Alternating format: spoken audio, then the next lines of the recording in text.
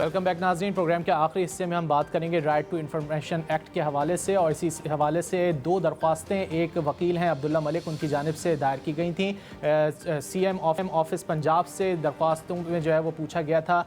एक 2025 जुलाई में दरख्वास्त दायर की गई थी और 2026 में फरवरी में दरख्वास्त दायर की गई थी, और तफसीलात कुछ तलब की गई थी कि जो चीफ़ मिनिस्टर पंजाब हैं वो कौन सी गाड़ियाँ जो इस्तेमाल कर रही हैं, उन पर ख़र्चा कितना आता है, और उनके जो गैर मुल्की दौरे हैं उन पर क्या खर्चा आता है, और क्या वो फ़ॉरेन ऑफिस की जो है वो इजाज़त से वो दौरे होते हैं। इस हवाले से दरख्वास्त की गई थी। इसके अलावा एक फरवरी 2026 में जो दरख्वास्त की गई थी वो G500 जेट के हवाले से की गई थी। उसकी तफसीलात बताई जाएँ कि किस हवाले से जो है ये ख़रीदा गया है। बड़ा पुरतायुश एक जहाज़ कहलाता है ये। तो इसी हवाले से नाज़रीन प्रोग्राम में बात करेंगे। हमारे साथ मौजूद हैं डॉन के सहाफ़ी हैं वजी शेख साहब। वजी, बहुत शुक्रिया आपके वक्त का। वजी, आपके पास क्या तफसीलात क्या हैं, ये क्या मामला क्या है, कब ये दरख्वास्तें दायर की गई थी, क्या क्या पूछा गया था, ज़रा इस हवाले से बताइए।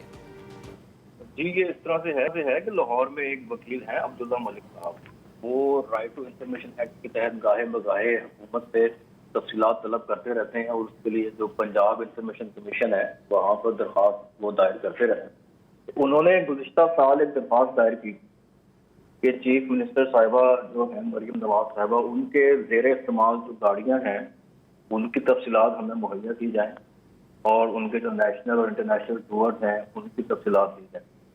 तो जो पब्लिक इंफॉर्मेशन ऑफिस है, जो चीफ मिनिस्टर ऑफिस के, उन्होंने पंजाब इंफॉर्मेशन कमीशन के सामने जब बहुत सारी फौरी तौर पे उन्होंने कोई जवाब जमा नहीं करवाया, और तकरीबन 10 महीने तक वो एडजर्नमेंट मांगते रहे।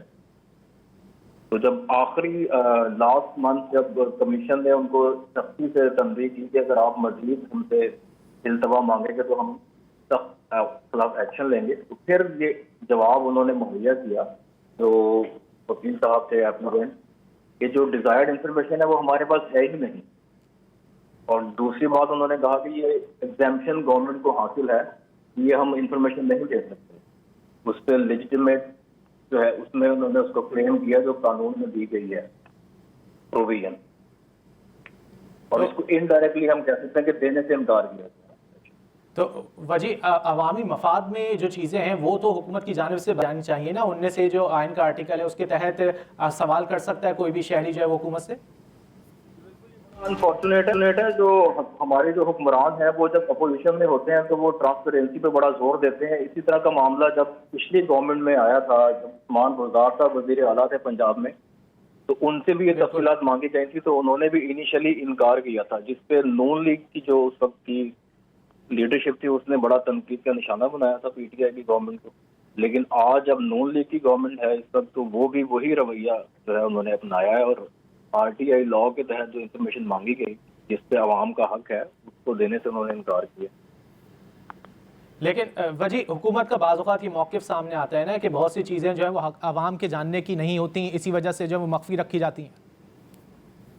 अवाम इसमें ऐसी देखें कौन सी ऐसी बात हो सकती है कि अगर एक वज़ीर आला के ज़ेर इस्तेमाल जो गाड़ियाँ हैं उनकी तफसीलात में ऐसी कौन सी कोई खुफिया बात हो सकती है, या उनकी जान को क्या खतरा हो सकता है। ये तो गवर्नमेंट की मर्जी है, तो जिसकी मर्जी पे अपनी वो लेजिटिमेट प्राइवेसी को क्लेम कर लेती है, जिसमें उनको लगता है कि अगर हमने इसको पब्लिक कर दिया तो इसमें हमारी सुर्खी होगी। इसका कोई वो क्राइटेरिया तो नहीं। कुछ गैर मुल्की दौरों के हवाले से भी पूछा गया था ना कि क्या फ़ॉरेन ऑफिस की इजाज़त से गई हैं या नहीं गई, इससे क्या ताल्लुक बन सकता है अवामी मफाद का। तो उस पर कम से कम उनके हुकूमत को चाहिए था कि अखराजात की तफसीलात दे देते। उनको बताना चाहिए कि हम फॉरेन ऑफिस की परमिशन इसमें रिक्वायर्ड नहीं है या है जी, लेकिन एटलीस्ट जो एक्सपेंसेस हैं उनको तो पब्लिक करना चाहिए। उनको आवाम का हक है कि उनको पता हो कि उनके जो हुक्मरान हैं वो अपने दौरों पे कितना खर्चा करें। अच्छा वजी, माजी में जैसा कि आपने भी जिक्र किया कि माजी की हुकूमतें भी जो है वो छुपाती रही हैं आवाम से जो है वो तफसीलात अपने इसी हवाले से, मुख्तलिफ चीज़ों के हवाले से। उस्मान बुज़दार साहब के दौर की आपने बात की, तो क्या बाद में वो जो तफसीलात थी वो सामने आ सकी या वो उस दौर में भी नहीं आ सकी थी? जी, जब वो हमारे अखबार में ही वो रिपोर्ट किया गया था, वो रिपोर्ट पब्लिश होने के बाद उन्होंने वो इंफॉर्मेशन पब्लिक कर दी। अच्छा वजी, हमने ये भी देखा है कि फाफिन जो है वो भी तहफ़्फ़ुज़ात का इजहार करता है कि जो पब्लिक ऑफिसेज हैं वो तफसीलात बताते नहीं हैं आवाम को, जो कि आवाम को जाननी चाहिए। ऐसे ही है? जी बिल्कुल ऐसा ही है। ये जो हमारे हुक्मरान है ये अपोजिशन में तो हुकूमत को कहते हैं कि हर चीज़ पब्लिक की जाए, लेकिन जब खुद हुकूमत में आते हैं तो फिर ये वही रवैया अख्तियार करते हैं। اور ہر چیز کو روکتے ہیں انفارمیشن کو. حالانکہ ٹرانسپیرنسی جتنی زیادہ رکھیں گے وہ حکمرانوں کے لیے زیادہ فائدہ مند ہے. جتنا ٹرانسپیرنٹ رکھیں گے اپنے معاملات کو, ان پہ انگلیاں کم سے کم اٹھیں.